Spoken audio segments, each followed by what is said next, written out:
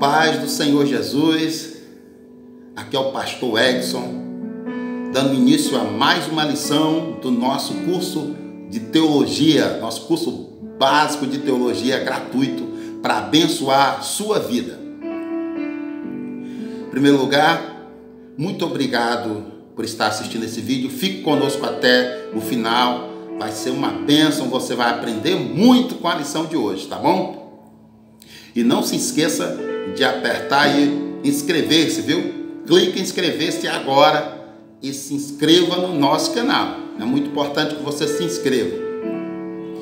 Não esqueça também de apertar o sininho para receber as notificações do nosso curso teológico. E nos ajuda aí, curte esse vídeo agora mesmo. Taca ali no dedão no curtir aí e abençoe esse vídeo. Nós precisamos de muitas curtidas para que esse vídeo possa ser uma bênção aí no YouTube, para abençoar a vida de muitas pessoas, tá certo? E também não esqueça de compartilhar. Compartilha esse vídeo aí nos grupos. Compartilha nos grupos de WhatsApp, compartilha no Facebook, nas suas redes sociais. Abençoe outras pessoas através desse curso teológico, tá bom? Não esqueça disso. E também eu gostaria muito que você fizesse comentários aí, comente o que você acha desse curso, tá bom? O que você acha que precisa melhorar, tá bom? Então vamos lá, para não enrolar muito, vamos direto ao nosso curso teológico. Hoje nós estamos na lição 2, nós estamos estudando o primeiro e o segundo livro de Samuel. Lembrando que esse curso é baseado nas lições bíblicas da CPAD, tá bom? Você pode encontrar essas lições bíblicas, né, em qualquer loja autorizada da CPAD, tá bom? O assunto da nossa lição de hoje é o nascimento de um líder profético em Israel. O nascimento de um líder profético em Israel é o título da lição 2 do nosso curso. Só mais uma vez, lembrando, nós estamos estudando o primeiro e o segundo livro de Samuel. E esta é a nossa segunda lição.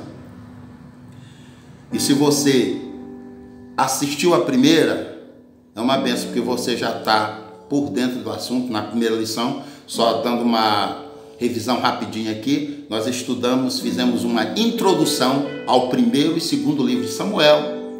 Vimos quem é o autor, o que significa o título do livro e também o tempo histórico, né? As características sociais de Israel e o tempo em que o livro foi escrito, a data em que o livro foi escrito, além de outras informações. Hoje nós vamos nos concentrar no nascimento de Samuel. O textuário está em 1 Samuel, capítulo 1, versículo 20. Diz assim: E sucedeu que, passado algum tempo, Ana concebeu e teve um filho, e chamou o seu nome Samuel, porque dizia ela: O tenho pedido ao Senhor. Verdade prática: o surgimento de pessoas vocacionadas, como Samuel, pode ser o resultado da oração, consagração e ensino dos pais no lar. Nessa lição nós vamos aprender a importância da oração, a importância da dedicação ao Senhor do pai e da mãe, para que seus filhos sigam seu exemplo no futuro. Samuel é o resultado de um lar piedoso. Samuel é o fruto de um lar que se dedicava a Deus. E todos os lares que são dedicados ao Senhor têm como herança filhos vocacionados, filhos chamados para fazer a obra de Deus. E é isso que nós vamos aprender hoje aqui. A nossa leitura base está em 1 Samuel, capítulo 1, versículo 20 até o 28. 1 Samuel, capítulo 1, versículo 20 até o 28. Se você não pegou ainda seu caderninho de anotações, sua canetinha, sua Bíblia, pegue agora. Porque é importante que você anote, faça apontamentos daquilo que você aprendeu hoje. O texto bíblico está em 1 Samuel 1:20 até o versículo 28. Diz assim: sucedeu que, passado algum tempo, Ana concebeu e teve um filho, e chamou o seu nome Samuel, porque dizia: o tenho pedido ao Senhor. E subiu aquele homem Elcana com toda a sua casa a sacrificar ao Senhor o sacrifício anual e a cumprir o seu voto. Versículo 22. Porém Ana não subiu, mas disse a seu marido: quando o menino for desmamado, então o levarei para que apareça perante o Senhor e lá fique para sempre. Elcana, seu marido, lhe disse: faz o que bem te parecer aos teus olhos, fica até que o desmames. Tão somente confirme o Senhor a sua palavra. Assim ficou a mulher e deu leite a seu filho até que o desmamou. E havendo-o desmamado, o levou consigo com 3 bezerros e um efa de farinha e um odre de vinho, e o trouxe à casa do Senhor a Siló. E era o menino ainda muito criança. E degolaram um bezerro, e assim trouxeram o menino a Eli. E disse ela: ah, meu Senhor, vive a tua alma, meu Senhor. Eu sou aquela mulher que aqui esteve contigo para orar ao Senhor. Por este menino orava eu, e o Senhor me concedeu a minha petição, que eu lhe tinha pedido, pelo que também ao Senhor o entregarei, por todos os dias que viver. Pois ao Senhor foi pedido, e ele adorou ali ao Senhor. Essa é a leitura básica do nosso texto de hoje. Os 3 objetivos de hoje é aprender sobre o ambiente familiar de Samuel. Nós vamos aprender hoje, número 1, o ambiente em que Samuel nasceu e viveu, o ambiente familiar. Isso aqui é muito importante para as nossas vidas.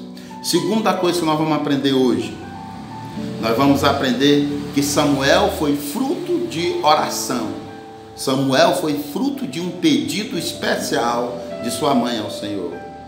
E terceiro, nós vamos aprender hoje sobre a dedicação de Samuel ao Senhor. Então fica com a gente aí até o final, tá bom? É importante você estar aí com a sua Bíblia. Se você tiver a lição bíblica, vamos ler juntos e nós vamos ler e aprender mais uma porção da palavra de Deus hoje. Quem estuda a palavra de Deus se torna sábio. Quem estuda a palavra de Deus está preparado para enfrentar os desafios da vida. Quem estuda a palavra de Deus, quem ama a palavra de Deus, está pronto para ser um vencedor nessa vida. E eu convido você a continuar comigo até o final desta lição para nós aprendermos um pouco mais sobre a palavra do Senhor. A introdução diz assim: antes de aparecer no cenário de Israel, Samuel já era consagrado diretamente ao Senhor, conforme nós podemos ver em 1 Samuel 1 e 11. Nesta lição veremos que esse homem tinha tudo a seu favor para ser o que foi. Primeiramente, ele foi fruto de oração da sua mãe. Em seguida, ele passou toda a sua juventude sob a mentoria do sacerdote Eli, morando no santuário central. Veremos que Samuel era constante na casa do Senhor e por isso foi grandemente abençoado. O nosso objetivo é que a partir desta lição, você e seu lar, olha que coisa importante, sejam grandemente abençoados pelo Senhor. Vale a pena criar os filhos no temor do Senhor, que eles não se afastem da casa do Senhor. Então, por que essa lição é importante? Por essas 3 coisas. A importância da oração. Se Ana não fosse uma mulher de oração, ela não teria gerado um filho abençoado e vocacionado como Samuel. A importância dessa lição hoje. A importância de permanecer na presença do Senhor. A importância de estar na presença contínua de Deus, na casa do Senhor, buscando a presença do Senhor, o que fez Samuel. Então nós vamos aprender essas coisas importantes para a família, para os pais, para os filhos. Para os pais, essa lição é importante para lembrá-los de que a casa do Senhor é o lugar da família, é o lugar prioritário da família. Para os filhos, lembrar que acompanhar os pais na casa do Senhor vai torná-los sábios e vai garantir a eles um futuro abençoado, tá bom? Então vamos ao primeiro tópico, ou ao primeiro ponto.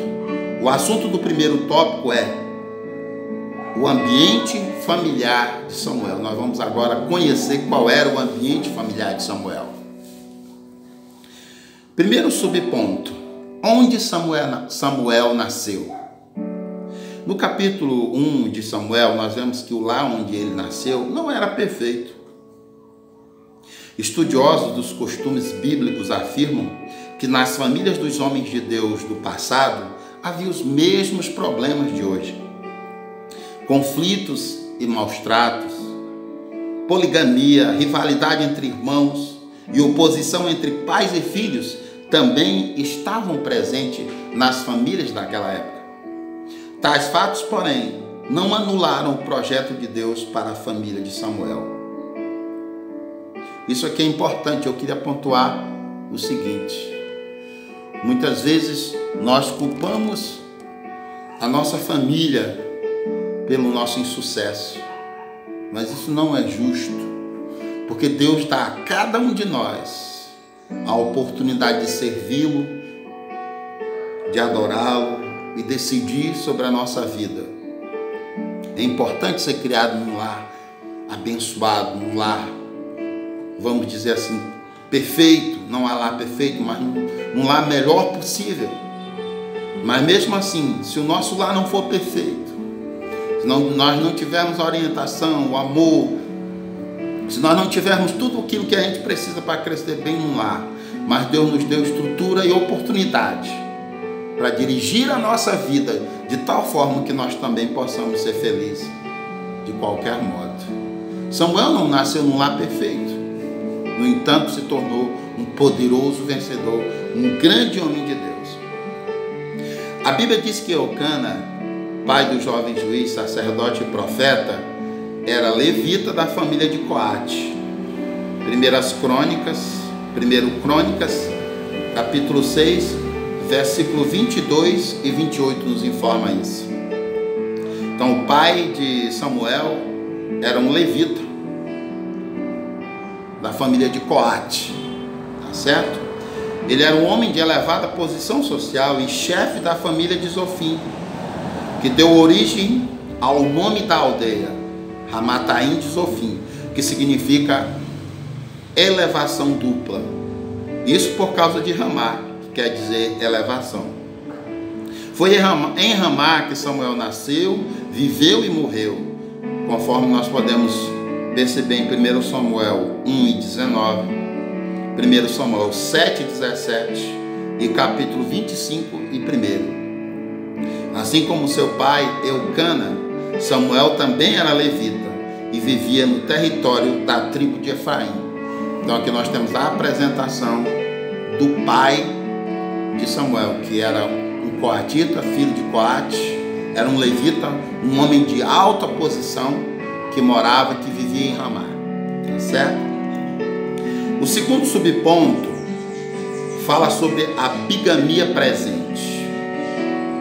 O autor do livro de Samuel pontua que Eucana tinha 2 mulheres, uma prática que feriu o princípio bíblico, posto que esse nunca foi o ideal de Deus para a família, conforme nós podemos comprovar em Gênesis 2:24, Mateus 19:5 e 6.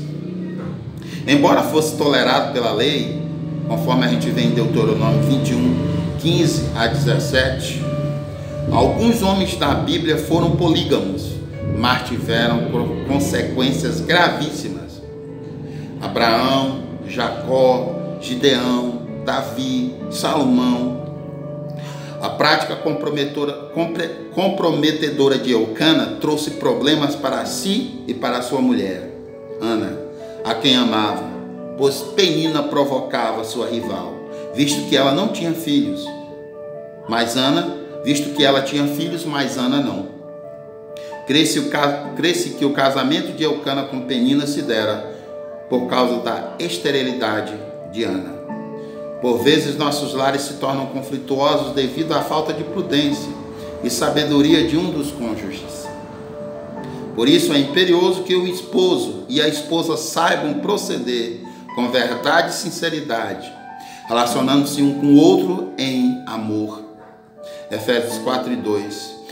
E pedindo sabedoria do alto para a solução dos conflitos. Então aqui nós vemos outra característica que é importante estudar no lar de Samuel. Samuel foi criado num lar, ou nasceu num lar, onde o seu pai era bígamo, ou seja, onde o seu pai tinha 2 esposas. No Antigo Testamento havia esse costume. Geralmente, quando um homem casava com uma mulher que não tinha filhos, ele arranjava outra. Então, uma geralmente era a mulher que ele amava e a outra era a mulher que teria seus filhos, porque os filhos eram muito, muito importantes. Só que Deus não se agradou, nunca se agradou disso. Tanto é que Deus criou um homem e uma mulher. O plano de Deus nunca foi que o homem tivesse mais de uma esposa. Ele tolerou, mas mostrou na própria experiência dos profetas, das pessoas do passado como Abraão, que estar fora do plano dele só causa problema. Fazer as coisas fora da vontade de Deus só causa problema. Abraão enfrentou gravíssimos problemas. Jacó enfrentou gravíssimos problemas. Davi enfrentou gravíssimos problemas por causa da bigamia ou da poligamia em sua família. Por quê? Porque o projeto de Deus é o melhor para o homem. E a experiência nos mostra, e os conflitos atuais nos mostram, que estar fora do projeto de Deus só causa problema, tristeza e sofrimento. Porque há tanto sofrimento no mundo. Porque há tantas famílias quebradas. Porque há tantas famílias destroçadas, enfrentando gravíssimos problemas. Porque os pais e os filhos não querem se submeter à vontade do Todo-Poderoso. Continuando aqui o terceiro subponto, uma família piedosa. Apesar de todas as quarelas presentes na família de Samuel, há um destaque especial para o seu lado piedoso. De ano em ano, subiam todos à casa do Senhor para o adorar. Siló era o centro religioso da nação, que distava de Betel 18 quilômetros ao norte. Essa família subia para prestar culto ao Senhor dos Exércitos. Apesar das dificuldades, pais e filhos não devem deixar de ir à casa do Senhor, pois ali Deus fala conosco. No tocante à piedade, Paulo diz que ela é proveitosa para tudo, em 1 Timóteo 4:8. A palavra piedade do grego eusebeia remete a reverência, respeito, temor e fidelidade a Deus. Assim, se no lar existe a verdadeira piedade, não haverá desrespeito aos pais, nem abandono dos filhos em sua velhice. Então, a importância de uma família piedosa, a importância de uma família que teme ao Senhor, a importância de uma família que valoriza a casa de Deus, é isso que nós aprendemos. Não deixe a casa do Senhor. Não deixe de ensinar a palavra de Deus aos seus filhos. Não deixe de guiar a sua família na verdade do Evangelho. Não abandone a casa de Deus. Isso é o que nos ensina essa lição de hoje. O segundo ponto da nossa lição fala sobre Samuel, o fruto de oração. Samuel, fruto de oração. É o segundo ponto, anota aí. O primeiro subponto é a humildade de Ana. Primeiro subponto, a humildade de Ana. Descrita no primeiro capítulo como uma mulher forte, firme, decidida, apesar de toda a provocação de Penina, Ana se mostrou humilde. Penina, sua rival, fazia de tudo para que Ana se irasse. 1 Samuel 1:6. Perdesse o controle. Mas o que esta fazia era subir à casa do Senhor. 1 Samuel 1, 9 e 10.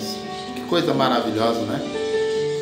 Uma mulher cristã, espiritual, sempre busca a sabedoria com prudência. Como proceder piedoso. Provérbio 31 e 30. A mulher cristã evita responder aos ataques das outras, mas dirige-se à pessoa certa, derramando o seu coração diante de Deus. Uma mulher cristã, espiritual, sempre busca sabedoria para proceder com prudência. Como mulher piedosa, ela evita responder aos ataques das outras, mas dirige-se à pessoa certa, derramando o seu coração. Como fez Ana, em 1 Samuel, capítulo 1, versículo 12 e 13. Então o inimigo sempre vai tentar te tirar do caminho. O adversário da sua alma, Satanás, o diabo, ele sempre vai levantar conflitos para desviar a tua atenção do Senhor. Penina tentava sempre desviar a atenção de Ana, mas Ana persistia na presença de Deus. Ana persistia na casa do Senhor. Ana persistia fazendo a vontade de Deus. E é isso que você também deve fazer. O segundo subponto fala sobre Ana e sua amargura de alma. Segundo subponto, Ana e sua amargura de alma. Toda a situação na qual vivia fez com que sua alma tivesse grande amargura. Aqui a palavra é a mesma que aparece lá em Êxodo capítulo 15 e 23 e em Ruth 1 e 20, onde Noemi fala que é uma mulher amargurada. No caso de Ana, pode ser entendida como desapontamento e frustração. Ana era uma mulher frustrada. No santuário, ela orava ao Senhor apenas com os lábios, o que não era comum para os hebreus. Esse ato incomum fez Eli pensar que ela estivesse embriagada.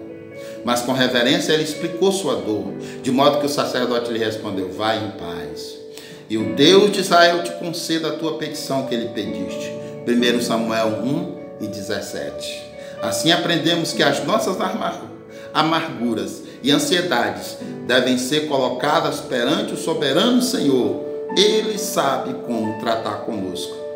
Leia 1 Pedro 5 e 7. Ana era uma mulher amargurada. Ana era uma mulher frustrada. Mas o que ela fazia? Ela derramava a sua amargura, a sua frustração perante Deus. E foi honrada por isso. E o que nos ensina isso? Que todo o nosso temor, que todos os nossos medos, as nossas frustrações e as nossas dores devem ser apresentadas diretamente a Deus. Porque só Ele pode responder, só Ele pode nos ouvir, como Ele fez com Ana. É isso que nós aprendemos nessa lição. O terceiro subponto é o pedido de Ana. Ana pediu um filho para Deus. Nesse pedido ela fez um voto, mencionando duas promessas. Primeiro, se o pedido fosse atendido, ela dedicaria seu filho como levita para sempre. 1 Samuel 1 e 22. Note que o ministério do levita durava pelo menos 50 anos. Número 4 e 3. Segunda, ele seria um nazireu de Deus. 1 Samuel 1 e 11. Observe que o nazireado tinha um tempo determinado também. Número 6, 2 a 5. Deus ouviu o pedido de Ana e agiu em seu favor. A expressão lembrou-se dela aponta para o socorro divino. Como é maravilhoso entregar tudo a Deus, levar-lhes nossas causas, pois seu agir é certo. Deus ainda intervém. É isso que a gente aprende aqui. Ana fez um voto, prometeu duas coisas a Deus: Senhor, se tu me atender, o meu filho será teu para sempre. Eu o dedicarei a ti para sempre. Segundo, se tu me atender, ele será nazireu, ou seja, não terá o cabelo cortado durante um certo período, não tomará vinho, nem comerá nada que venha da videira. Isso era o voto nazireado. E o que aconteceu? Deus ouviu Ana e atendeu a sua oração. Deus quer ouvir você também. Deus quer ouvir as suas frustrações, os seus sonhos. O que você quer de Deus? Peça para Ele, fale com Ele. Pare de viver frustrado. Viva confiante na resposta de Deus. E agora vamos para o último tópico, ou último ponto: a dedicação de Samuel. Terceiro ponto, a dedicação de Samuel. Primeiro subponto deste ponto: o nascimento de Samuel. O versículo 20 diz que, passado algum tempo, Ana concebeu e teve um filho. E o nomeou Samuel, que pode significar ouvido de Deus, do hebraico Shemuel, ou pode significar seu nome é poderoso, do hebraico Shemuel. Atente para o sufixo el, tanto no caso de Shemuel ou no caso de Shemuel. A ênfase aqui recai para um nome poderoso, ou seja, ao poder do Eterno, que deve ser adorado para sempre. Isso mostra que Samuel cresceu, fortaleceu-se e confiou no Todo-Poderoso, como indica o seu próprio nome. Maravilha, o nome dele podia significar duas coisas lindas. De qualquer forma, eram dois significados maravilhosos: seu nome é poderoso ou ouvido de Deus. Segundo o subponto, o cumprimento do voto. A partir do versículo 21, nota-se que Elcana, marido de Ana, subiu à casa de Deus para, juntamente com toda a sua casa, com exceção de Ana, que só subiria após desmamar o menino, apresentar sacrifícios anuais e cumprir o seu voto. Pelo texto da Septuaginta, Elcana cumpriu seus votos e também entregou os dízimos do produto da terra. Deuteronômio 12, 26 a 27. Esse procedimento consistia em entregar o dízimo do produto da terra, conforme se esperava de todo levita. A gente pode confirmar isso em Números 18 e 26 e Neemias 10 e 38. Após ser desmamado, aproximadamente 3 anos de idade, Samuel foi levado por seus pais à casa de Deus e entregue ao sacerdote ali como cumprimento do voto feito por sua mãe. Assim, o casal cumpriu conforme o prometido. Quando a Deus fizeres algum voto, não tardes em cumpri-lo. Eclesiastes 5, 4, parte A. Terceiro subponto, a dedicação de Samuel. Ana lembrou a Eli de que esteve perante a sua presença orando ao Senhor para que ele se lembrasse dela. Assim, Ana dedicou Samuel a Eli para o serviço no templo, devolvendo-o para o Todo-Poderoso. Era uma dedicação irrevogável. Como é bom quando os pais se dedicam às coisas de Deus e, consequentemente, mostram aos seus filhos, na prática, uma vida de devoção sincera. Ao chegarem ao templo, em reverência, oram a Deus. Em casa, fazem o culto doméstico. Primam por viver o Evangelho de Jesus Cristo. Os filhos que crescem vendo tal dedicação sincera, naturalmente são estimulados a temer a Deus e a amá-lo de todo o coração. Mostramos, portanto, reverência, humildade e honra ao Senhor nosso Deus. É isso aí, meu irmão, meu amigo que está comigo nesse curso básico de teologia. Aqui nós podemos aprender hoje, através desta lição, várias coisas, né? Nós já estamos terminando. E nós aprendemos aqui, no primeiro ponto, primeiro ponto falou sobre o ambiente familiar de Samuel. Onde Samuel nasceu? Ele nasceu num lar, não é? Que não era perfeito, mas era um lar onde as pessoas adoravam a Deus, as pessoas iam para a igreja, se dedicavam a Deus, e isso foi uma bênção na vida de Samuel. Apesar dos problemas familiares, apesar da bigamia de seu pai, Samuel cresceu num lar onde as pessoas eram piedosas, onde as pessoas tinham o costume de estar na casa do Senhor, aprendendo a palavra do Senhor. Segundo ponto, nós aprendemos que Samuel foi fruto de oração da sua mãe. Por isso ele foi uma bênção. Aqui nós queremos destacar a importância de orar pelos nossos filhos, de orar pelos nossos parentes, de orar pelas pessoas que amamos, porque isso com certeza resultará em fruto maravilhoso.